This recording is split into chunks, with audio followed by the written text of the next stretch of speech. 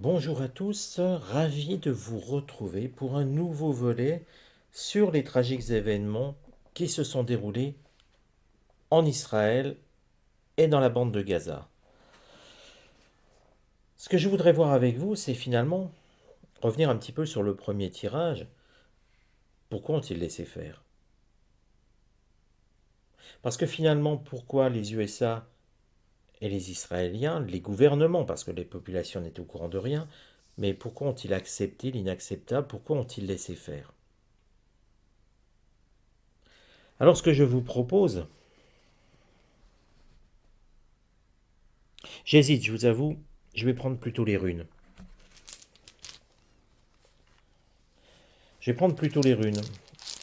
Et de savoir pourquoi Israël, enfin, pourquoi les gouvernements israéliens et américains ont-ils laissé faire ce qui s'est passé en Israël, avec le risque d'embrasement. Et là, quelque part, on a plein de runes qui nous parlent. C'est toute la complexité de cette affaire. C'est toute la complexité parce que vous savez comme moi que toute cette région, euh, c'est une poudrière, hein, il ne faut pas se leurrer. Tout est difficile dans cette région.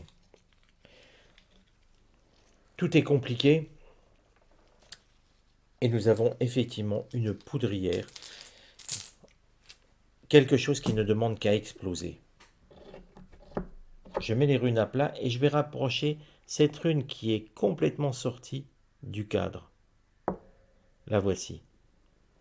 Je vous la mets quand même bien à l'extrême hein, pour qu'on voit bien qu'elle était très très loin. Quand on regarde, tout semble.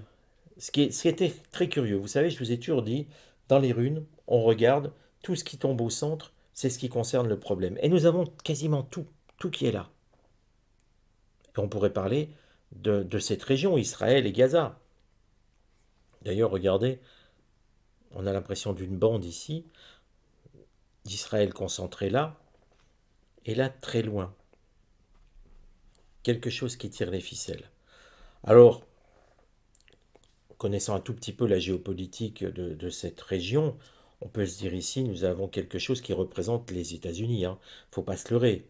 Euh, Rien ne se décide, rien ne se fait sans que les États-Unis, quelque part, aient donné leur aval, leur accord, ou n'aient manipulé les choses. Donc là, je vous avoue que je vais traiter le sujet un petit peu différemment de d'habitude.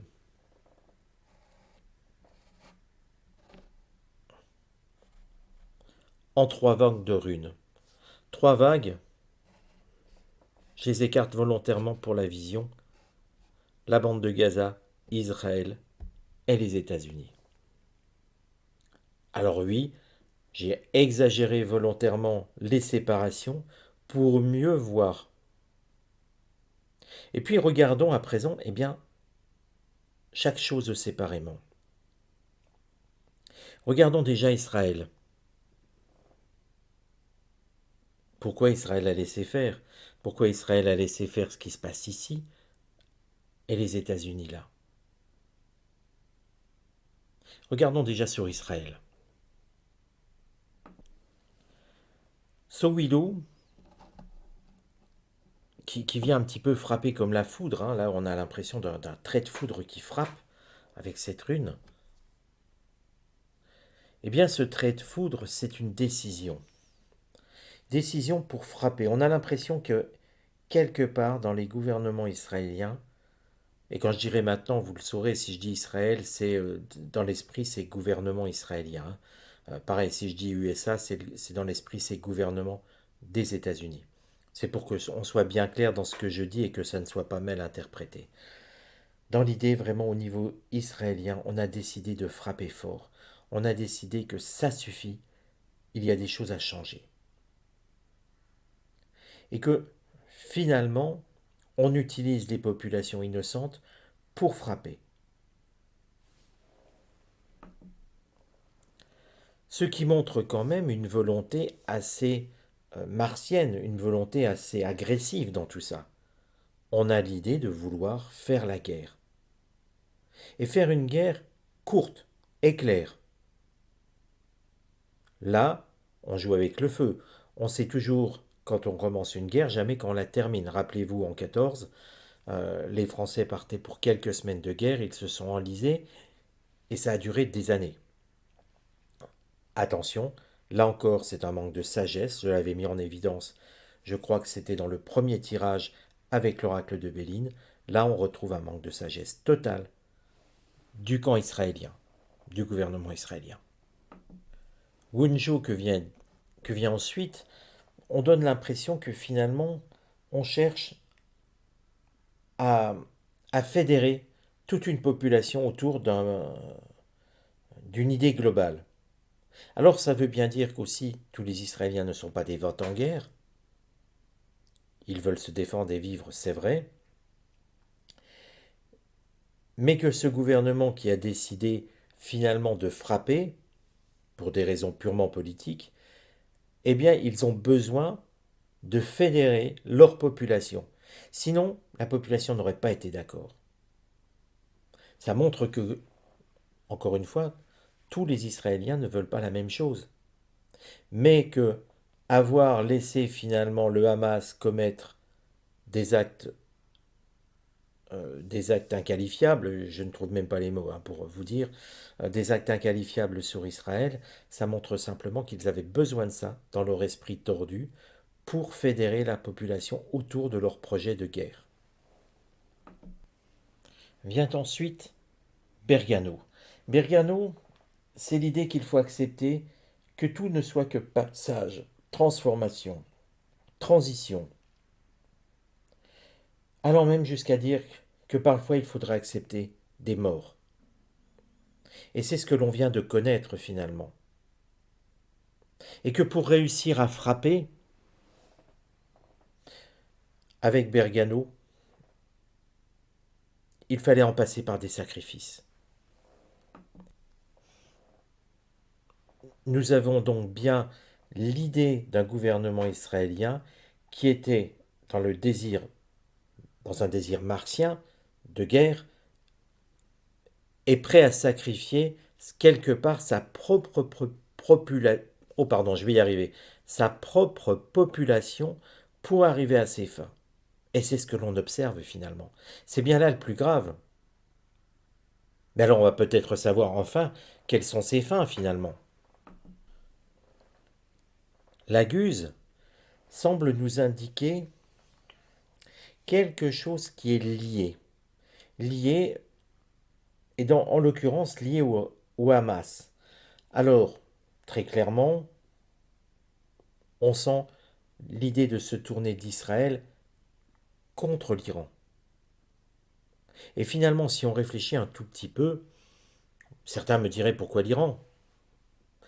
Tout simplement parce que l'Iran va se doter de l'arme nucléaire et que pour Israël, c'est quand même très compliqué, voire inacceptable. Or, le Hamas est financé par l'Iran et le Qatar. Soyons très clairs, l'Iran, on le sait depuis des années, c'est toujours, on peut dire présumé. On sait il ne faut pas se leurrer. Je veux dire, voilà, c'est un fait. Et que pour Israël, voir un Iran doté de l'arme nucléaire, ça n'a rien de réjouissant. Et donc forcément, on arrive presque au bout d'un cycle, il va falloir faire quelque chose pour empêcher cela.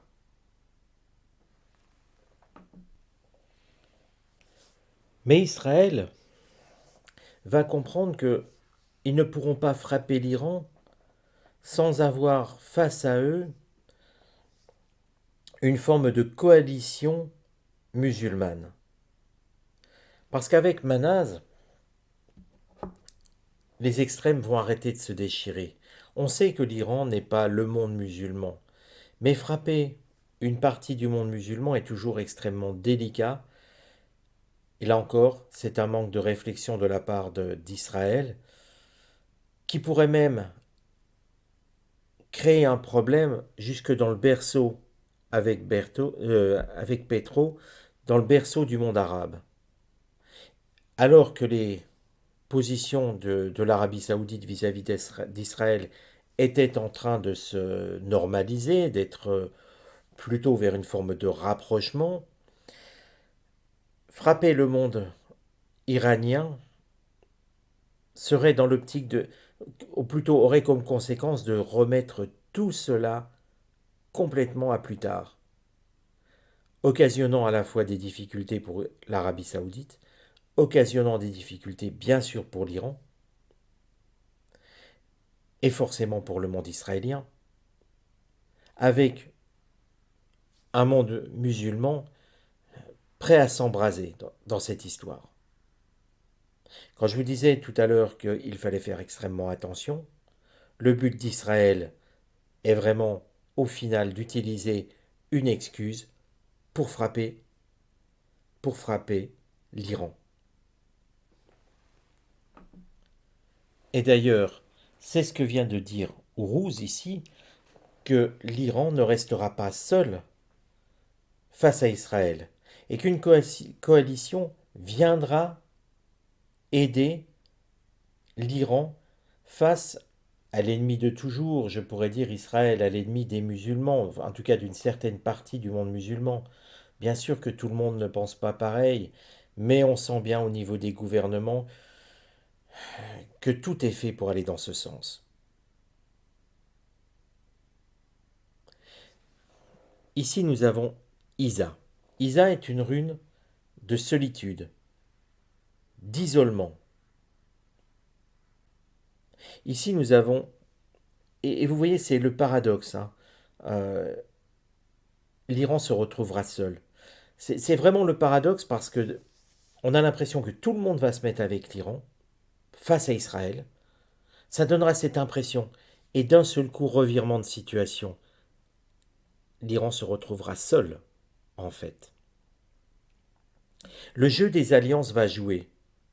Oh, bien sûr, au départ, peut-être certaines fois pour leur population, les gouvernements vont dire on va aider l'Iran. Solidarité entre musulmans, entre un certain nombre de musulmans. Et puis, très vite laisser l'Iran face à Israël. Tout simplement parce qu'ils ne voudront pas d'embrasement en réalité. On sent que ça soit de la Turquie, que ça soit l'Égypte, non, l'Égypte n'ira pas. Mais le monde musulman sera divisé. On aura l'impression que, oui, l'Iran ne sera pas seul, quelques semaines. Et en réalité, très vite, l'Iran se retrouvera seul face à Israël. Et donc, ça veut dire que les pays qui auront l'idée d'aider l'Iran subiront d'énormes pressions de l'autre côté de l'Atlantique. Ça veut dire aussi que nous n'assisterons pas à un embrasement total, pas de troisième guerre mondiale. Non. C'est un fantasme chez certains, cette troisième guerre mondiale. Non, les éléments ne sont pas réunis. Nous assisterons à une guerre, à des tensions, à ce que nous connaissons depuis des années et des années dans la région, plus ou moins violentes, c'est vrai. Mais à nouveau, oui, le monde musulman sera uni quelques semaines et après, l'Iran sera isolé. Il n'y aura pas de troisième guerre mondiale. Parce que là, leur idée, c'était bien à Israël de frapper l'Iran, de créer une excuse. Mais vous voyez que les conséquences derrière ne sont pas du tout celles que l'on pourrait redouter. Alors oui, ça créera de plus en plus de tensions, et que plus de tensions dans une région qui n'en demande pas autant, ce n'est pas une bonne chose. Et avec Credo, ici, on peut s'attendre à une forme de nouveau plan de paix, à un énième, pour maintenir une certaine forme d'équilibre, qu'on avait ici d'ailleurs, hein. Donc vous voyez que au final, tout va encore se jouer sur l'armement de l'Iran. Parce que c'est ça que tout ça peut cacher. D'ailleurs, regardez, nous avons ici les États-Unis. Et sachez que les États-Unis ne voient pas d'un très bon œil non plus l'Iran posséder le nucléaire. Donc, on a quand même cette idée-là d'équilibre par rapport à ça. D'ailleurs, regardons la partie de l'autre côté de l'Atlantique. Thurisaz représente un géant, représente Thor, une force. Mais Thurisaz aussi, c'est l'idée de se préparer à un combat. Quand je vous dis que tout ceci n'est que écran de fumée, et que tout ceci est une manipulation dont les Israéliens sont les victimes, donc le peuple israélien sont les victimes, mais qu'en réalité les gouvernements ont été à la manœuvre depuis un moment pour créer une situation, pour en arriver à frapper l'Iran. C'est une manipulation, c'est aussi une forme de nouveau 11 septembre. Et vous voyez ici, dans ce que j'avais appelé la partie bande de Gaza, nous avons ici, directement avec Kenaz, la rune de la manipulation. J'aurais presque dû commencer par là. C'est la rune de la manipulation ultime. Yera que vient ensuite derrière, qui vient ensuite derrière. Eh bien, Yera va montrer que des changements vont se faire, des changements importants dans cette bande de Gaza. Et là, on peut y voir que le Hamas, eh bien, va devoir s'apprêter à laisser la place. Le Hamas ne sera plus aussi fort. Je dirais même que le Hamas sera visiblement détruit. Et avec Dagaz, montre que des jours meilleurs vont se réaliser après. Alors bien sûr, il y aura tout ce conflit. Il ne faut pas se leurrer. Il y aura déjà cette partie conflit avec l'Iran. Destruction du Hamas, mais que derrière, ce qui va renaître ne va pas se faire sans conséquence. On peut y voir quelque chose qui va devenir meilleur pour le côté palestinien, pour cette bande de Gaza. Alors bien sûr, beaucoup de morts. Dans l'immédiat, dans l'année, c'est pas bon pour eux. Je vais être très clair, hein, ne me dites pas que j'ai dit que dans 15 jours ça allait s'améliorer, c'est pas ça. Il va falloir attendre quand même la fin de ce conflit avec l'Iran, qui elle attend depuis un moment. On cherche une excuse, on va détruire au passage beaucoup de monde à Gaza, on va détruire le Hamas. Le Hamas va perdre de sa superbe aussi parce que quelque part ils auront été piégés et se seront fait attraper sur ça et le financement sera coupé de l'Iran.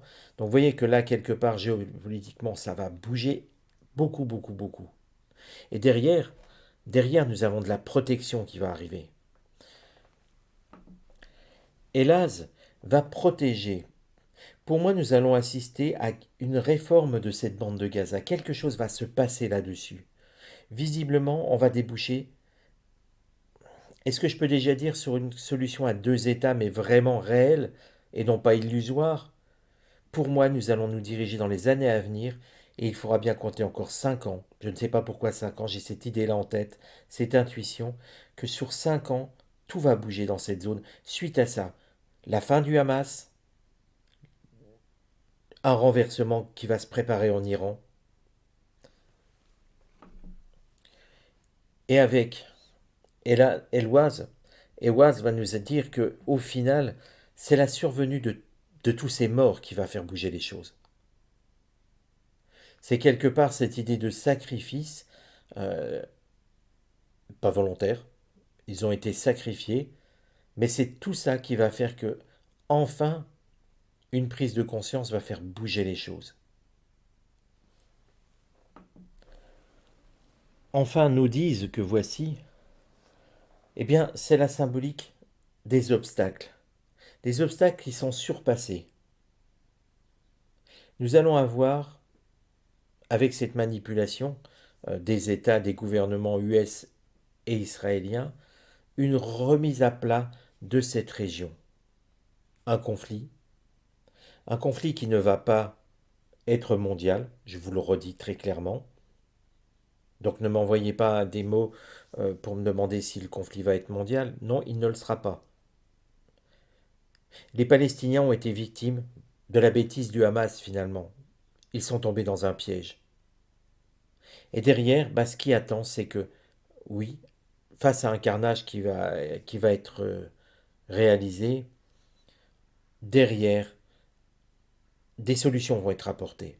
parce qu'il n'y aura plus le choix, parce qu'il faudra rebattre les cartes. Nous sommes à l'aube de grands changements dans cette région, des changements qui débutent sur un mensonge, sur une manipulation. Attention, je n'ai pas dit que les événements n'étaient pas vrais, hein. Les événements que l'on vous décrit, l'horreur qu'on vous décrit est réelle. Mais ce qui n'est pas réel, c'est que, au final, le Hamas a bien reçu, on va dire, une forme où on a regardé ailleurs pour les laisser faire leurs actes. Et ça, il faut qu'on en soit conscient, pour ne plus jamais être manipulé par un État, quel qu'il soit. Un État qui utilise finalement sa population et qui sacrifie sa population. Si cette vidéo vous a plu, n'hésitez pas à lever le pouce, à la commenter et à la partager. Et je vous donne rendez-vous à très bientôt pour de nouvelles vidéos.